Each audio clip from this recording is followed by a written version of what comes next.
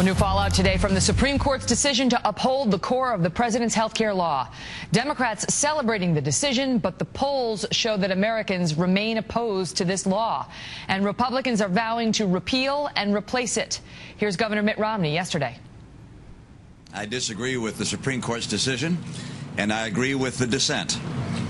What the court did not do on its last day in session, I will do on my first day if elected President of the United States. And that is, I will act to repeal Obamacare. This is a time of choice for the American people. Our mission is clear. If we want to get rid of Obamacare, we're going to have to replace President Obama. Joining me now, Minnesota Congresswoman Michele Bachmann, who is a Republican and a former presidential candidate. Congresswoman, welcome back to the program. I'd love for you to pick up where the governor left off. I mean, do you believe at this point that that is the only option available to American voters if they don't like this law and want to see it repealed or replaced? Well, he's right. Governor Romney correctly stated that the option that we have before us is a political option. It's a great option. It's the American way. People need to be optimistic and encouraged because going forward, we have the opportunity through bringing back the White House with Governor Romney, taking back the Senate, and holding on to the House. We will repeal Obamacare. But not only that, that's our ticket to setting the economy back on course and creating millions of high-paying jobs. And to this end, we're really all singing off the same page because Governor McDonald came out from the Republican Governors Association and told all 50 governors, stop implementing Obamacare in your state, stop putting all of the exchanges in.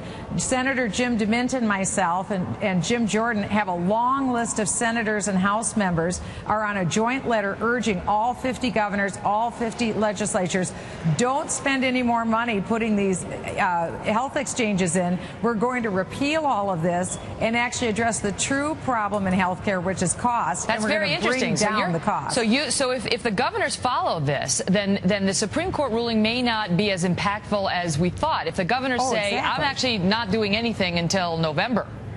They don't have to. The governors don't have to put the exchanges in because they have until 2014 to put them in place. Right now, there's a very high, strong probability that President Obama will not have a second term. Therefore, we should not implement Obamacare. We don't have to until 2014. And that's why Jim DeMint, myself, Jim Jordan, here in the Congress, together with Bob McDonnell and all the Republican governors, are all saying the same thing. And that is stop implementing Obamacare in your state, because when Mitt Romney is president of the United States and we have a Republican House and Senate, we will repeal. Well, it's interesting because I think the President Obama, staved off the, sort of the more difficult parts of the law until 2014. Many people believe that was so that he could sort of ensure a clearer path to re-election, but that could come back to haunt him if these states decide I've got time on my hands. I want to ask you this though.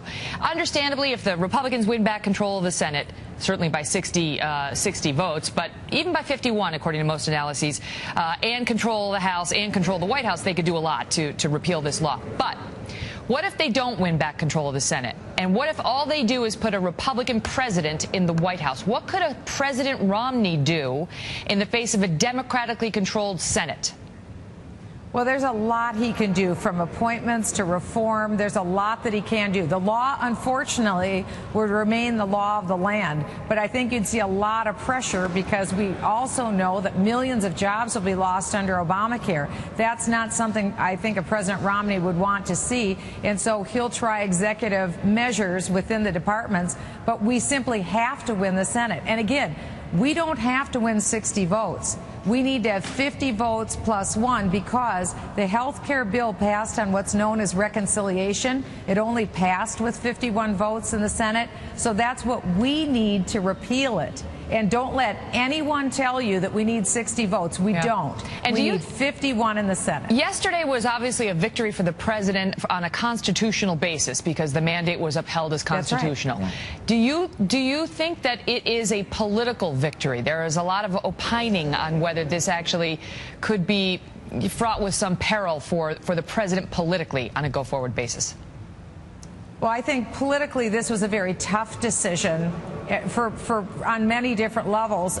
The positive silver lining would be that this is the motivation for people to not only get back the White House, but the Senate as well. And again, we wouldn't stop with Obamacare. We'd be focusing on turning the economy around and creating jobs. So I think that we are seeing that. If you look just at the money that has come in to the Romney campaign and also the calls to my office and other members of Congress here, we are getting calls from people who are outraged across the country. I held a nationwide teletown hall with tea parties from across the country last night. We were live on the internet all across the United States. We have people right now who are engaging in this issue, who are making President Obama's failed Obamacare policy the centerpiece of this re-election, because it isn't just about health care. It's about how millions of people are poised to lose their employer-sponsored health insurance. This is ugly, what's about to happen. And also millions of jobs are about to be outsourced across the country, out of the country, and that's what we're going to stop in November. So everyone has to engage. This is a political solution, and the good news is in our country, we can take the country back and we can repeal. Michele Bachmann, good to see you. Thank you so much for being here. Thanks, Megyn.